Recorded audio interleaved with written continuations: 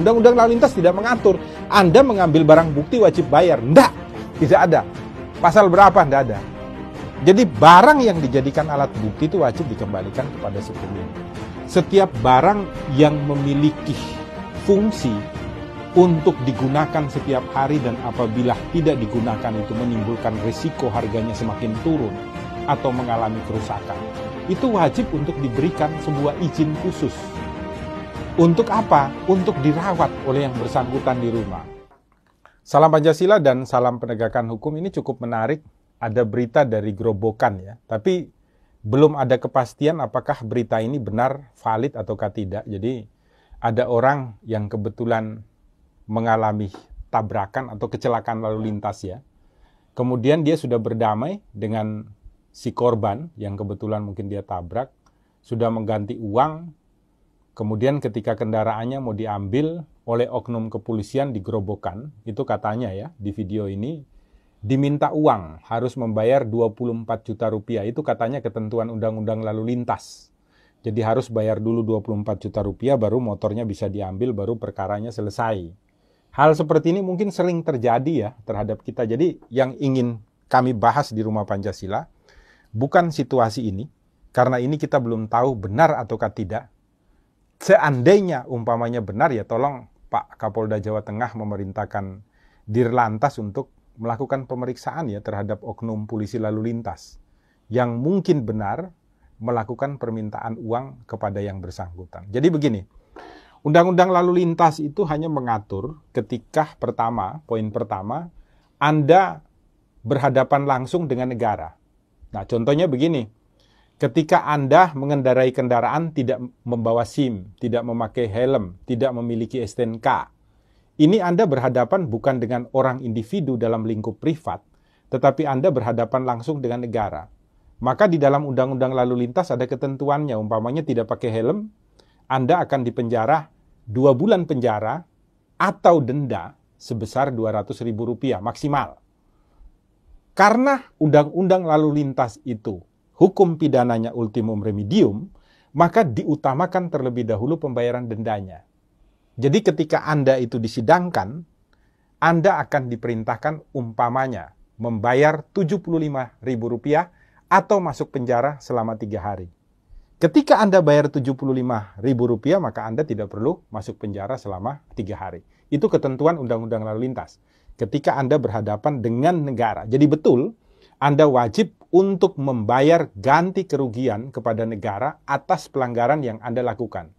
Bisa dikatakan bukan ganti kerugian sebenarnya, tetapi merupakan kewajiban pembayaran terhadap pelanggaran yang Anda lakukan di jalan raya sebagai jalan umum. Uang itu nanti digunakan oleh negara kembali untuk menyiapkan fasilitas-fasilitas di jalan raya untuk kita nikmati bersama-sama. Nah, yang kedua, itu bisa masyarakat menuntut kepada negara. Jadi Undang-Undang Lalu Lintas juga mengatur masyarakat diberikan hak untuk menuntut negara. Contoh, kita baca, pasalnya saya lupa, nanti bisa dicarikan tim, nanti dia masukkan di sini.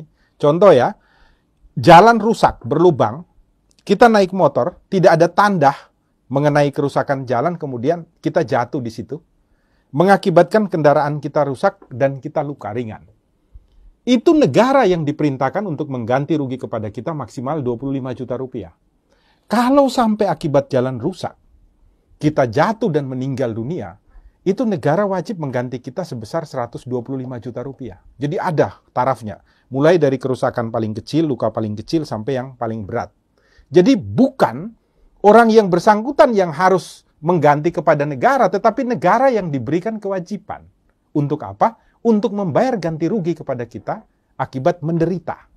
Kenapa demikian? Karena kita sudah bayar pajak nih, melalui pembuatan SIM, STNK, dan pajak lain-lain, sehingga negara itu wajib untuk membuat jalan itu menjadi tempat yang bagus untuk kita semua melintas, pergi bekerja, sekolah, dan lain sebagainya. Jadi ketika jalan rusak, tidak ada rambu-rambu, kita kecelakaan, kerusakan, ataupun luka, semuanya wajib diganti oleh negara. Di dalam undang-undang itu disebutkan, kalau saya tidak salah itu adalah penanggung jawab jalan raya.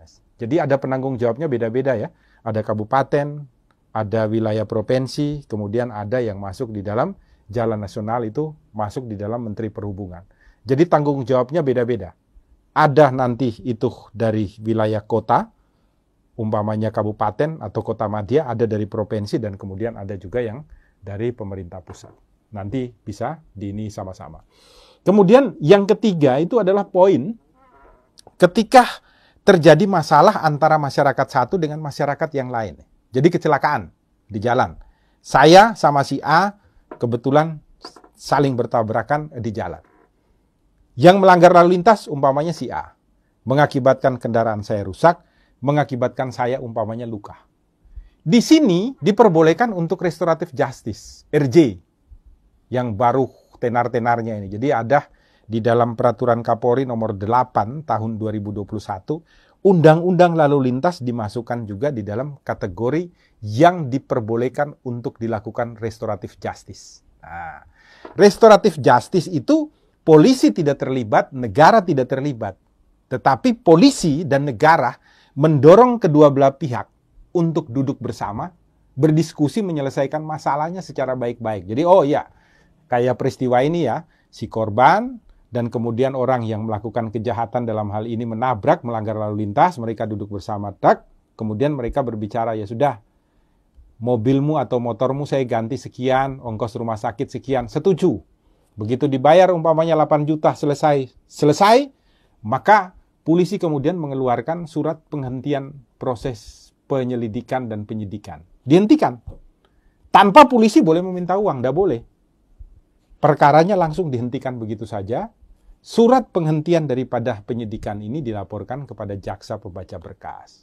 Perkaranya selesai.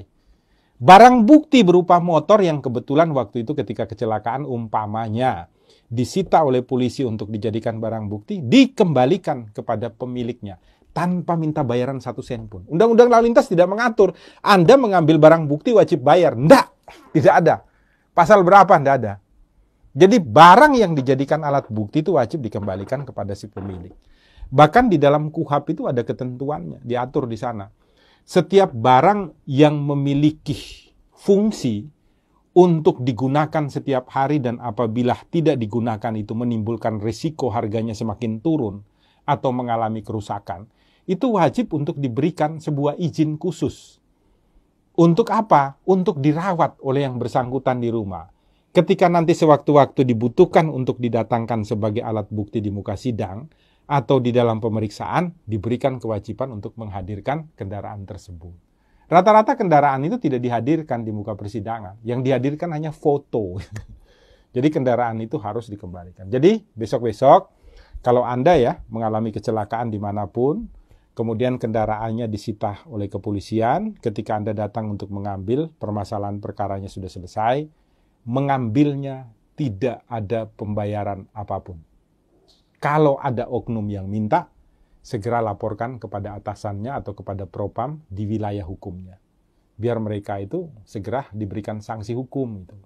Melakukan pemerasan terhadap masyarakat. Bahkan itu masuk di dalam Undang-Undang Tindak Pidana Korupsi.